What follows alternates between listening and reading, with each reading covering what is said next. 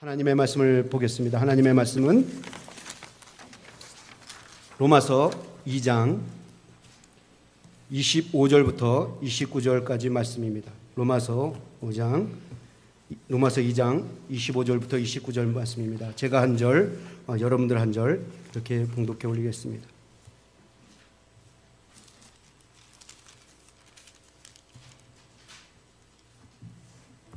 내가 율법을 행한즉 할례가 유익하나 만일 율법을 범한즉 내 할례가 무할례가 되었느니라.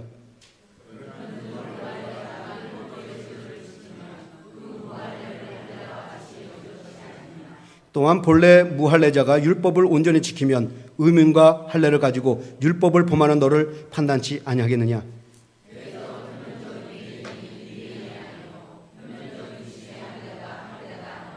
다 같이 하죠. 시작. 오직 이면적 유대인이 유대인이며 할례는 마음에 할지니 신령에 있고 의문에 있지 아니한 것이라. 그 칭찬이 사람에게서가 아니라 다만 하나님에게서니라. 예. 한국말로 사랑합니다 하면 좀 그러니까 영어로 합시다. I love you. 예. 좀 건성으로 하시는 것 같아요. 제가 오늘 얘기했잖아요. 오늘 속마음으로 얘기하는 겁니다. 다시 속마음으로 다시 해봐요. I love so much로 하겠습니다. 자, 시작. I love so much. 저기 김봉구 형제님은 사랑자매한테 진심으로 하면 안 돼요. 진심으로 사랑한다고 얘기하면 안 됩니다.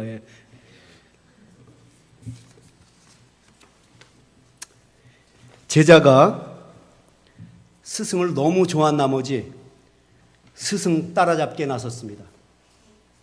스승의 걸음걸이, 말투, 행동을 따라했습니다. 스승이 먹는 음식까지 따라하기 위해서 자기의 식성도 바꾸었습니다. 심지어는 스승이 턱수염을 기르자 이 제자도 턱수염을 기르기 시작했습니다. 이것을 알게 된 스승이 제자에게 이런 말을 합니다. 얘야, 너는 나를 닮으려고 무척 애를 쓰는데 그럼 염소가 턱수염을 기르면 염소도 스승이 되니? 라고 말을 했습니다. 여러분, 무슨 말입니까? 좋은 선생이 된다는 것은 걸음걸이, 말투, 행동을 바꾸어서 되는 것이 아니라 실력을 갖추고 좋은 인품을 갖추어야 좋은 선생이 된단 말이죠. 그러니까 진정한 아름다움, 훌륭함은 겉만 바꾼다고 해서 되어지는 것이 아니라 속도 바꿔야 한다는 것입니다. 겉과 속이 다시 새롭게 거듭나고 새롭게 변화되어서 내용과 형식이 일치가 될 때 아름다움은 드러난단 말이죠. 이와 비슷한 얘기를 하나 또 말씀드리겠습니다. 한 어린아이가 아르헨티나의 유명한 축구 선수 메시의 플레이를 보고 그만 거기에 빠졌습니다. 그래서 이 메시를 아주 동경하고 우상시했어요. 그래서 이 꼬마 아이는 어머니에게 메시의 이름이 붙은 유니폼을 사달라고 졸라댔습니다. 그리고 이 꼬마 아이는 어머니가 사준 메시의 이름이 붙은 유니폼을 입고 밖으로 나가서 동네 아이들과 축구를 했습니다. 근데 이 아이는 메시의 이름이 붙은 유니폼을 입고 뛰면 잘 뛸 줄 알았는데 금방 지쳐하고 공만 잡았다 하면 넘어지고 뺏기고 자기 마음대로 안 되는 것이에요. 여러분, 무슨 말입니까? 축구 잘하는 선수의 이름이 붙은 유니폼을 입고 뛴다고 해서 축구를 잘하는 것이 아니라 그 사람처럼 축구를 잘하려면 실력을 키워하고 땀을 흘려가며 운동을 하고 훈련하고 연습을 해야 한단 말이죠. 그런데 우리 주변을 보면 이 어린 꼬마애 같이 신앙생활하는 사람들이 참 많다라는 것입니다.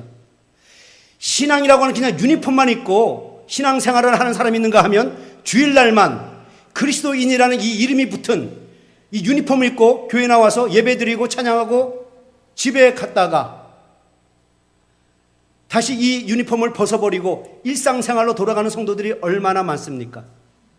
내가 원할 때만, 내가 필요할 때만 그리스도인이라고 하는 이 이름이 붙은 유니폼을 입고 살다가 사회생활로 들어갈 때는 그래서 거치장스럽고 세상 것을 즐기는데 부담이 되거나 이것이 걸림돌이 되면 벗어버리는 것이 우리의 모습이란 말이죠.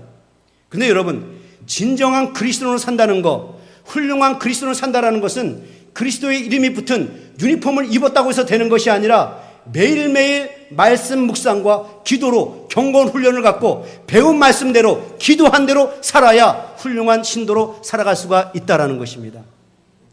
여러분, 운동선수가 얼마나 잘하는지, 얼마나 실력이 있는지, 얼마나 연습을 했는지 어떻게 알 수가 있는가 하면 무서운 적을 만났을 때 잘 싸는 것을 보면 알 수 있습니다.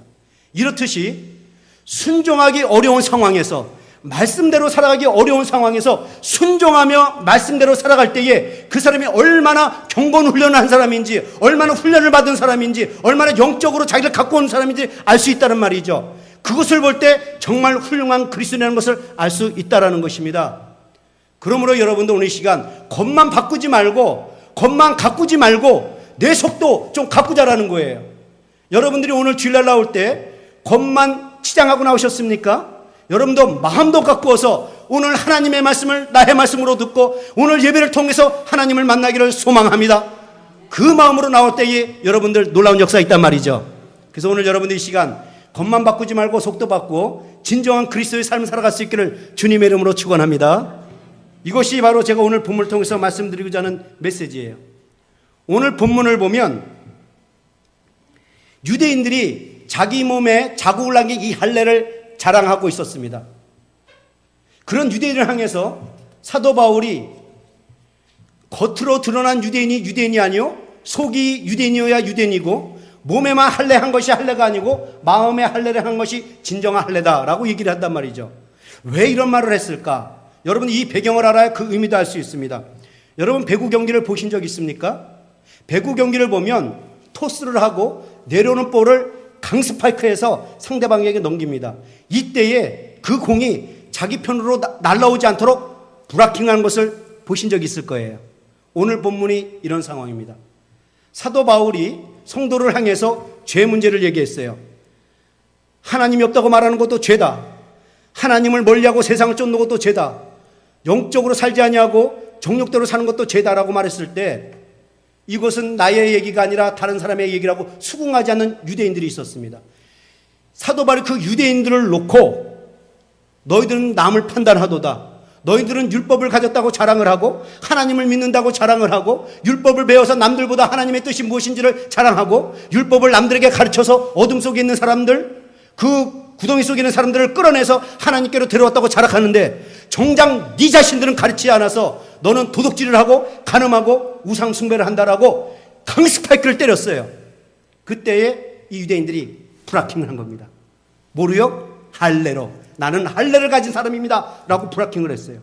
도대체 이 할례가 뭐길래 이 바울이 브라킹을 때리자 이 할례를 들고 이 브라킹을 했단 말이죠. 이 할례가 뭔가 교회를 오래 다신 분은 대강 압니다. 근데 모르신 분들을 위해서 간단하게 설명하겠습니다. 할례란 남자들이 받는 포경 수술을 말합니다. 이것을 이스라엘 백성들이 오래전에 약 4,000년 전에 이것을 행했는데 스스로 행하지 않고 하나님의 명령에 의해서 행했습니다. 하나님이 왜 유대인들에게 이 할례를 명령했을까? 요즘은 건강상의 이유로 하지만 당시 하나님이 이스라엘 백성들에게 이 할례를 요구한 것은 유대인들에게 매우 중요한 의미를 가르쳐주기 위해서였습니다. 할례란 뭐냐? 할례에 대한 이야기가 처음 나오는 것이 창세기 17장입니다. 아브라함이 99세 때에 하나님께서 아브라함에게 찾아오셔서 아브라함이란 이름을 아브라함으로 바꿔주시면서 두 가지 약속을 하셔요. 첫 번째 약속은 너가 열국의 아비가 되리라. 그래서 너를 통해서 민족이 창대하리라라는 얘기를 합니다. 이 약속을 하셨고 두 번째 약속은 내가 너와 너희 후손의 하나님이 되리라 라는 약속을 했습니다. 그리고 이 약속의 증표로 할례를 말씀하신 거예요. 창세기 17장 10절에서 11절을 보시죠. 너희 중 할례는 남자는 다 할례를 받으라. 이것이 나와 너희와 너희 후손 사이에 지킬 내 언약이라. 내가 너와 약속을 할 텐데 이 약속에 동참하기를 원하니? 그러면 할례를 행하라. 내가 너에게 증표를 내세우는데 나는 이 약속을 지킬 것이다. 너도 이 약속에 동참하기 원하니? 그러면 할례를 행하라. 너희는 양패를 베어라. 이것이 너와 너희 사이의 언약의 증표이니라.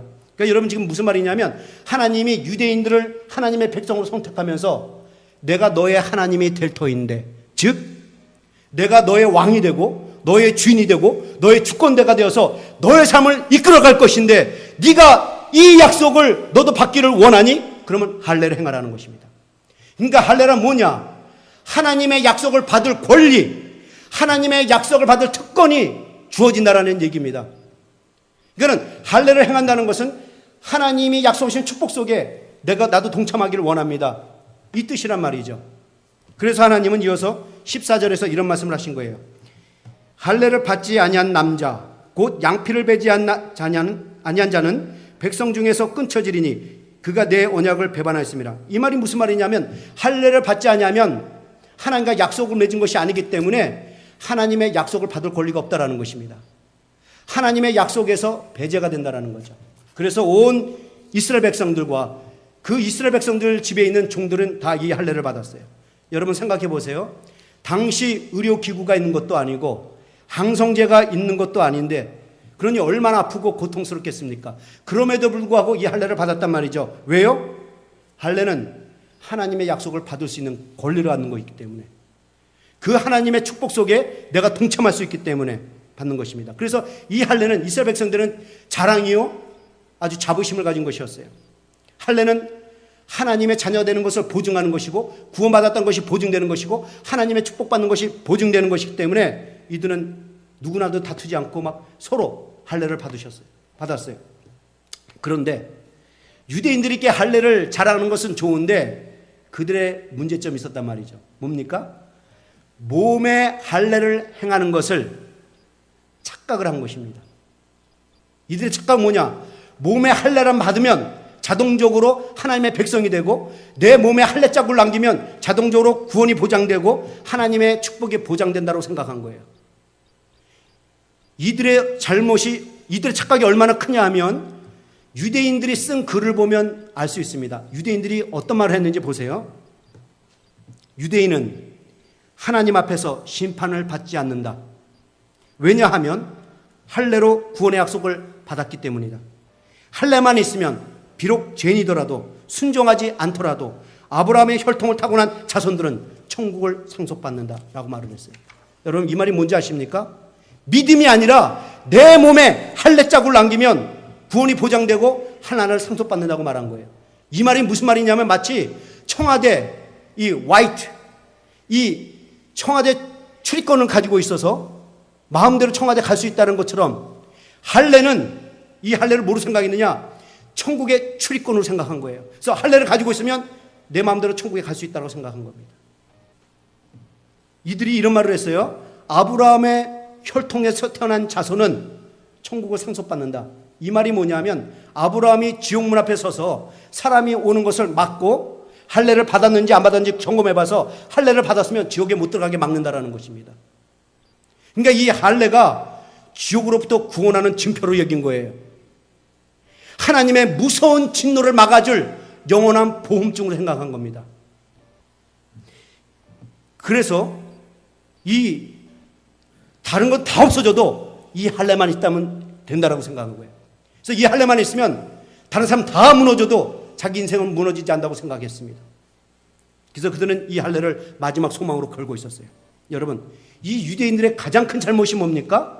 어떻게 사느냐 이것이 중요한 것이 아니라 내 몸에 할례를 행한다 이것이 중요하다고 여긴 거예요. 그러니까 내 몸에 할례 자국을 표시하면 자동적으로 구원이 오고 자동적으로 천국을 상속받는다. 이 착각 속에 빠진 겁니다.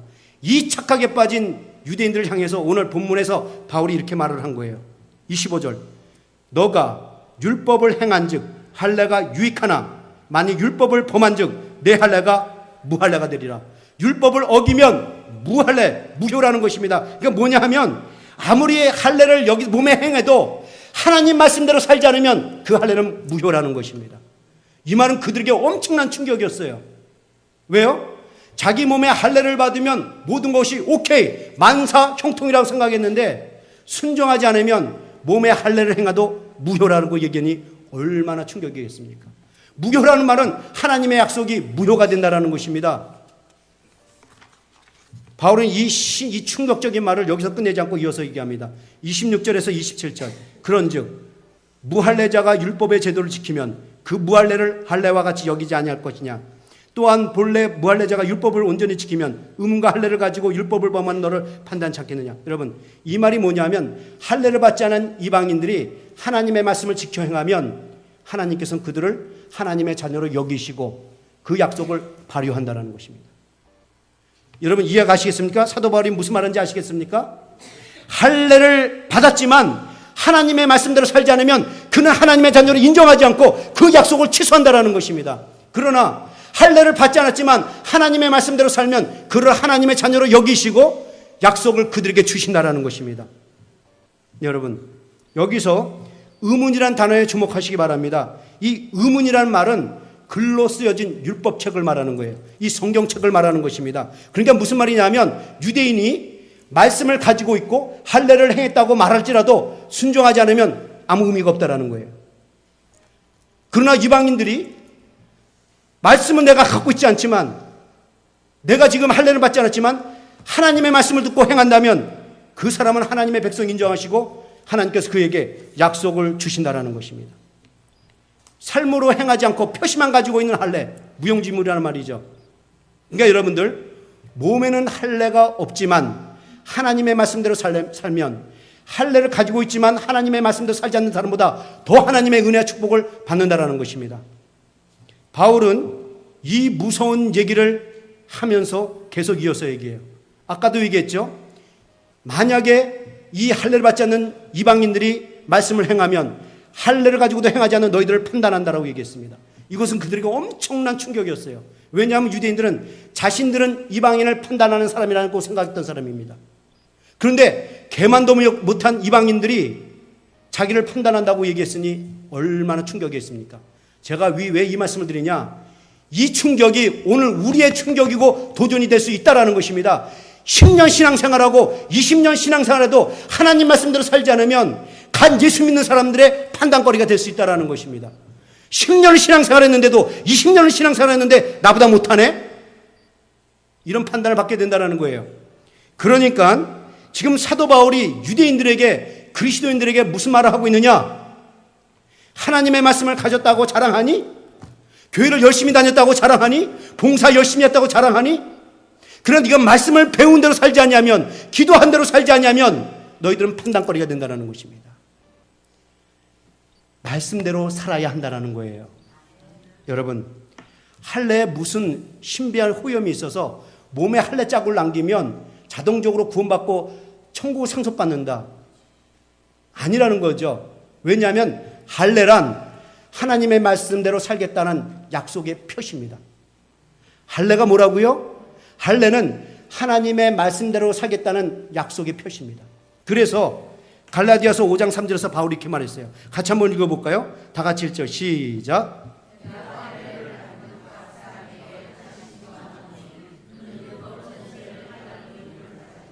무슨 말입니까? 할례를 받으면 하나님의 말씀대로 살아야 될 의무가 있다는 거예요. 왜요? 할례는 하나님의 약속에 내가 동참하겠다는 사인이기 때문에 그렇습니다. 그럼 하나님의 약속이 뭡니까? 할례라는 것은 하나님의 약속이 내가 동참하겠다는 사인인데 그럼 하나님의 약속이 뭐예요? 내가 너의 하나님이 되겠다라는 것입니다. 다시 말해서 내가 너의 왕이 되고 너의 주인이 되고 너의 주권자가 될 테니 넌 그리 알아라. 그래서 내가 사인한다는 것은 뭐냐? 하나님을 나의 왕으로 나의 주인으로 나의 주권자를 모시며 살겠습니다 라고 서약하고 사인하는 것 같다는 거예요.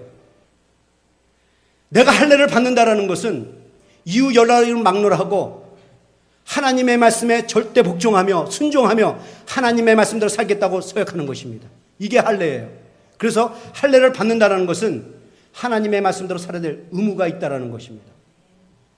그런데 유대인들은 자기 몸에 남긴 할례만 자랑할 뿐이지 말씀대로 살지 않으니까 바울이 오늘 그것을 가지고 책망했단 말이죠. 로마서 2장 28절 29절. 대저 표면적인 유대인이 유대인이 아니요 표면적인 육신의 할례가 할례가 아니라 오직 이면적인 유대인이 유대인이며 할례는 마음에 할지니 신령에 있고 의문에 있지 아니하니라. 무슨 말인지 아시죠? 여러분들이 이해할 수 있도록 풀어서 설명하겠습니다. 겉으로 하나님 자녀 행사한다고 해서 하나님 자녀가 되는 것이 아니라 내 속이 하나님의 자녀야 하나님의 자녀라는 것입니다. 내 몸에 할례를 행했다고 해서 할례가 아니라 내 마음에 다짐하는 할례를 해야 그게 진정한 할례란 말이죠. 그래서 할례를 몸에 하지 말고 마음에 하라는 것입니다. 마음에 하라. 이 말이 뭐냐? 하나님의 약속대로 살겠습니다. 하나님 말씀대로 살겠다는 이 다짐, 이 약속, 이 결단을 마음에 하라는 것입니다. 이 말씀, 할례를 마음에 하라. 이 말씀을 바울이 얘기하기 전 오래전에, 이미 아주 오래전에 하나님께서 하신 말씀이에요. 보시죠. 신명기 10장 16절. 너희는 마음에 할례를 행하고 다시는 목에 곱게 하지 말라. 바울이 얘기한 게 아니라 2000년 전에, 그러니까 4000년 전에 하나님께서 하신 말씀입니다. 예레미야 4장 4절. 유대인과 예루살렘 거민아, 너희는 스스로 할례를 행하여 너희의 마음 가죽을 베고 나 여호와께 속하라. 그러니까 이미 오래전부터 이스라엘 백성들은 할례만 자랑할 뿐이지, 자기 몸에 있는 할례만 자랑할 뿐이지 말씀대로 살지 않았어요. 그래서 하나님께서 이 얘기를 하신 것입니다. 내가 너희 하나님이라고 약속했는데 너가 정말 나의 하나님이라고 생각하고 사니? 그 약속을 하길 원하면 서약을 해라. 근데 서약을 네 몸에 하지 말고 마음에 하라는 것입니다. 이 말을 바꿔 말하면 말로만 서약하지 말고 마음으로 다짐하라는 거예요. 이것이 마가가 인용을 한 것입니다. 하나님께서 이사야를 선지자를 통해서 유대인들에게 이 책망을 했는데 마가가 이것을 이용한 겁니다. 마가복음 7장 6절. 가라사대 이사야가 너희 외식하는 자에게 대하여 잘 예언하였도다. 이 백성의 입술로는 나를 존경하되 마음은 내게서 멀도다. 말로만 신앙생활하지 말라라는 거죠. 마음으로 실천하고 행동해야 그 사람이 진짜 그리스도인이라는 것입니다. 여러분, 오늘 시간 마음의 할례를 행할 수 있기를 축원합니다. 마음이 그렇게 중요한 거예요. 여러분 보세요. 제가 지금 뭘 끼고 있죠? 이게 결혼 반지. 이거 쌍구려예요. 근데 제가 항상 끼고 다녀요. 제 아내는 안 끼고 다닙니다. 근데 저는 이게 참 거치장스러워요. 제가 한번 이게 그냥 살은 찌고 이게 아프니까 팍 빼다가 그만 이게 잘못된 곳에 들어갔고 이거 어떡하는 게 결혼 반지. 그래갖고 제가 또 우리 또 집사님한테 전화 드려가지고 어떡하죠? 그러니까 집사님 와서 그걸 빼주셨어요. 여러분, 제가 왜 그걸 끼고 다니는지 아세요? 제가 공부할 때 우리 교수님이 늘 얘기했어요. 결혼 반지는 꼭 끼고 다니라. 한국은 어떨지 모르지만 미국에서는 이거 중요하다. 그래서 얘기를 해줬어요. 왜 중요합니까? 이 결혼 반지는 서로 약속을 지키겠다는 표시입니다. 서로의 약속을 지키겠다는 표시예요. 그런데 이 결혼 반지는 잘 끼고 다니는데 다른 남자를 만나고 다른 여자를 만나고 다른 남자만 생각하고 다른 여자만 생각하고 산다면 결혼 반지를 끼고 있지만 이 반지는 아무런 의미가 없다는 것입니다. 손가락에만 끼지 말고 마음에다 끼라는 것입니다. 여러분, 우리가 왜 침례를 받습니까? 내가 침례를 받는 것은 예수와 함께 죽고 예수와 함께 다시 살아서 내가 이제는 나의 뜻대로 살지 않고 예수의 뜻대로 살겠습니다라고 다짐하고 약속하신 것이 이게 바로 침례예요. 그런데 침례는 받아놓고 육신대로 살게 되면 이것은 몸의 침례를 행한 거지 마음의 침례를 행한 것이 아니라는 것입니다. 이 침례를 마음에 행하라는 것입니다. 세례를 몸에다 하지만 머리만 하지 말고 마음에다 하라는 거예요. 마음이 그렇게 중요합니다. 마음에 하지 않고서는 무효예요. 무효. 오늘 사도 바울이 그 얘기를 하고 있습니다. 여러분, 진품일 경우, 특별히 이 고가가 나가는 이 진품일 경우는 반드시 진품에 날인이나 사인이 들어갑니다. 아니면 서류를 작성하고 거기에 도장을 찍고 증명서를 동봉합니다. 17세기, 18세기에 이 이탈리아가 만들어낸 바이올린, 지금은 안 나와요. 그래서 부류의 진품이라고 말합니다. 아마띠 들어보셨죠? 아마띠라는 바이올린이 있습니다. 스트라디바리, 과르네리 이런 바이올린이 있어요. 우리는 저 있다고 쳐요. 우리는 지금 돈 주고도 살 수 없습니다. 근데 이 진품의 이 가치를 보증하는 사인이 거기에 박혀 있단 말이죠. 그런데 사인이 들어가도 그 내용물이 가짜라면 그 사인은 무효라는 것입니다. 그래서 내용이 그렇게 중요하다는 거예요. 오늘 하나님이 그 말씀하십니다.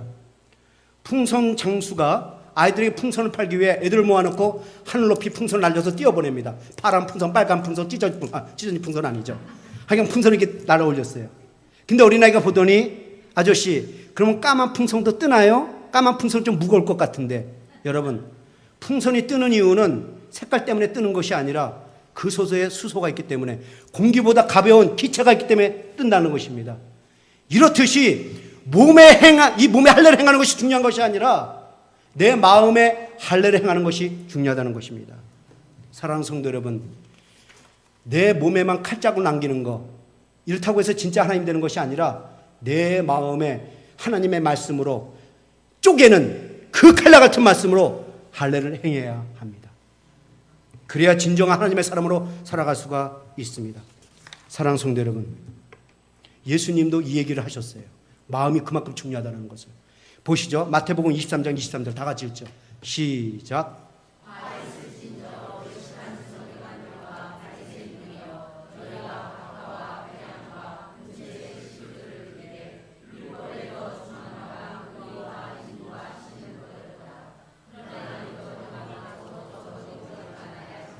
여러분, 바리새인은 11조를 잘 지킨 사람이었으면 철저하게 지켰어요.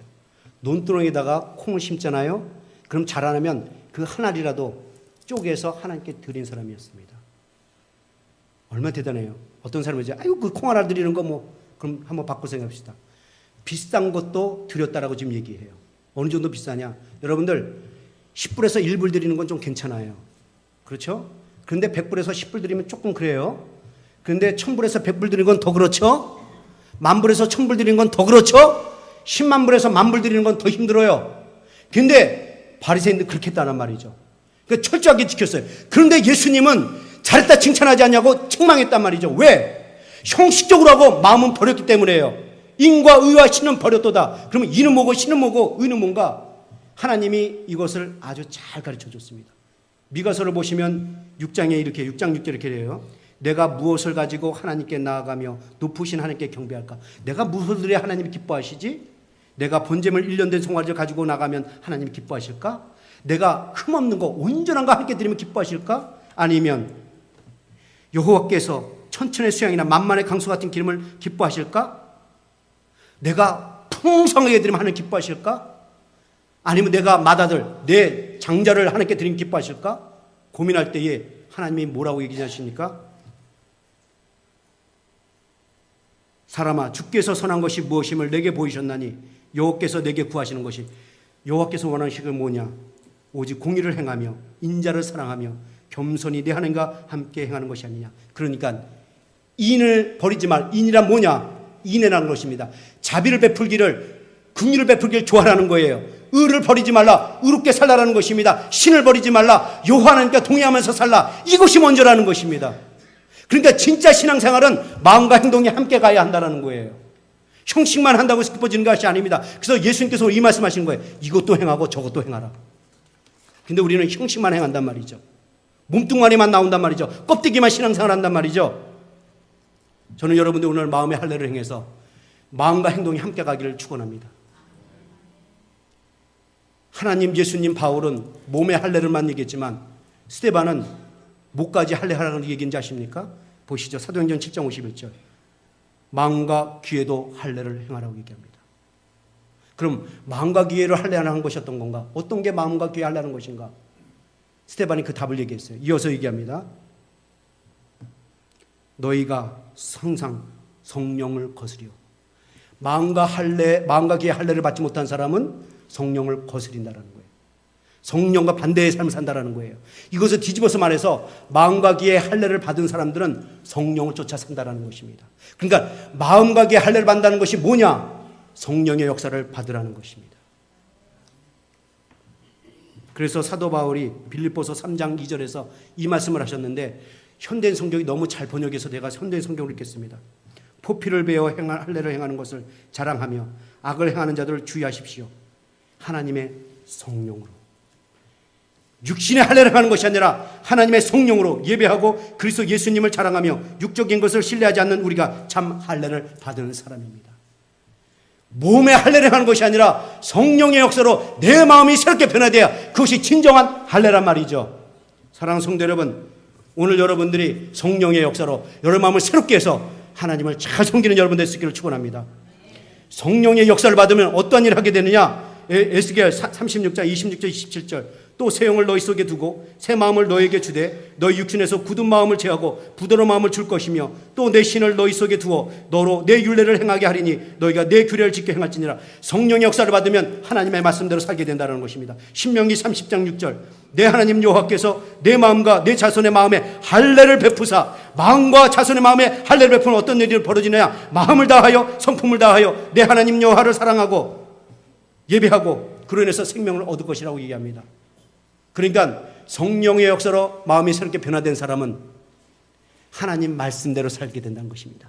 하나님을 사랑하며 하나님을 예배하며 진정한 그리스도로 살게 된다는 것입니다. 그럴 때 하나님의 크신 은혜가 임한다란 말이죠. 이것이 바로 사도 바울이 오늘 말씀 얘기한 거예요.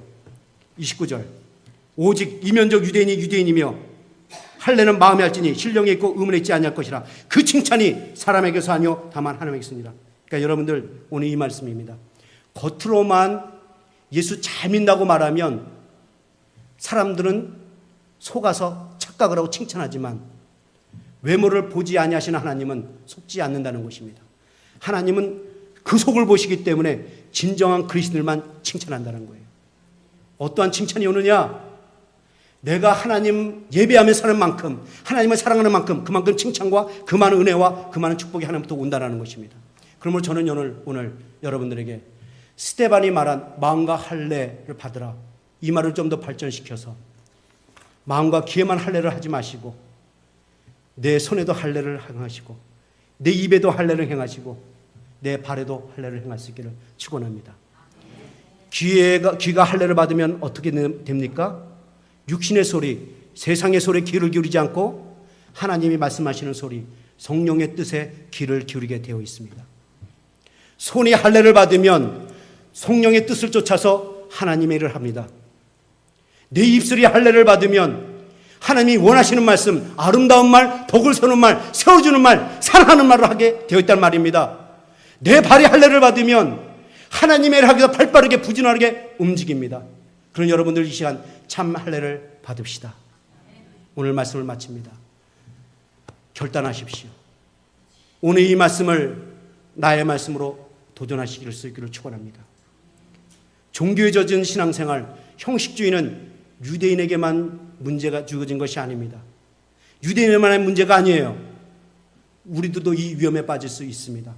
우리가 타성에 젖은 습관으로 교회 나와서 그냥 건성으로 찬양하고 예배하고 집으로 돌아갔다가 또 다음 주일날 돼서 그냥 또 와서 건성으로 찬양하고 예배하고 돌아가면 우리도 형식적인 신자가 될 수 있습니다.